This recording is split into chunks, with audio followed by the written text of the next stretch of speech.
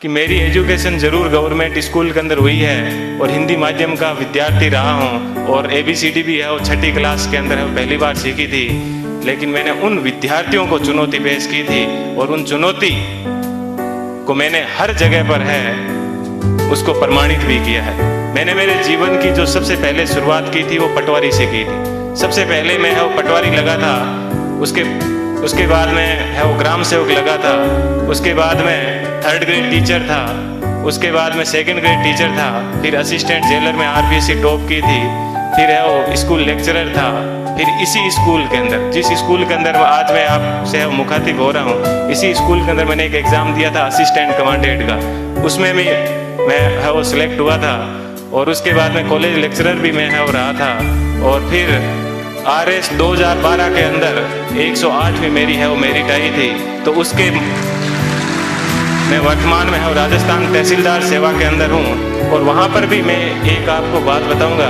देखिए ईश्वर अपने से क्या चाहता है, कब चाहता है कि अपने को जीवन में कभी भी उदास नहीं होना चाहिए। RS के अंदर मेरी 108वीं मेरिट थी और उसके अंदर मेरे को DSP मिल रहा था, लेकिन दुर्भाग्य ऐसा रहा कि मैं है फर्स्ट वेटिंग में रह गया। थोड़ा सा मुझे दुख हुआ कि यार अपन फर्स्ट वेटिंग में रह गए। और उसके जस्ट 1 महीने के बाद में है वो IAS का एग्ज़ाम था दिसंबर के अंदर। 4-5 दिन दुखी रहा, लेकिन मैंने कैसे ही अपने आप को मैनेज किया। और देखिए दोस्तों, मैनेज करने का क्या बेनिफिट मिला कि जो DSP बनना था वो D आगे से हट गया और मैं SP बन गया। बात यह है कि अपन जीवन के अंदर चाहते क्या है, अपन अपने आप को कितना डिवोट कर पाते हैं। तो आज मुझे है वो IAS के अंदर 170वीं मेरिट है वो मिली और मैं जनरल कैटेगरी से है वो बिलोंग करता हूँ, तो मुझे IPS मिला।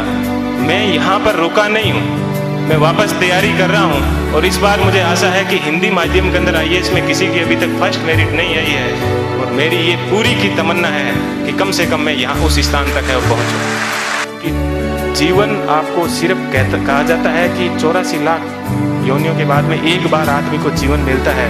तो बहुत ही शानदार आप लोगों को है वो जीवन मिला है। इस जीवन को आप एंजॉय कीजिए, कभी भी घमंड मत कीजिए। चाहे आप जीवन में कुछ भी बन जाओ, हमेशा बेहतरीन रहिए। और आप लोगों से मैं वो आशा करता हूँ कि अगले साल जब प्रोग्राम होगा तो आप सब लोग हैं वो यहाँ पर आने का मौका मिले। थोड़ी सी देर पहले मैं देख रहा था कि मालाएं कम पड़ रही थी, तो अगले साल इतनी संख्या माना कि सब मालाएं कम पड़ जाए, ठीक है। इतनी संख्या में यहाँ पर आना और तब इनको है वो रियल खुशी होगी। इस कोचिंग संस्थान को पुनः मैं एक बार इस कोचिंग संस्थान को बहुत बहुत धन्यवाद देता हूँ। हमेशा दिमाग में एक बात ध्यान रखिएगा कि मुझे किसी मैगजीन के कवर पेज पे आना है। मुझे भी जीवन में उसी दिन खुशी हुई कि इस बार जब PD के ऊपर सब जगह पर मुझे कवर पेज के ऊपर है वो जगह मिली। ऐसी चीज हमेशा ध्यान रखना कि मुझे क्रॉनिकल PD सब जगह कवर पेज पे मिला।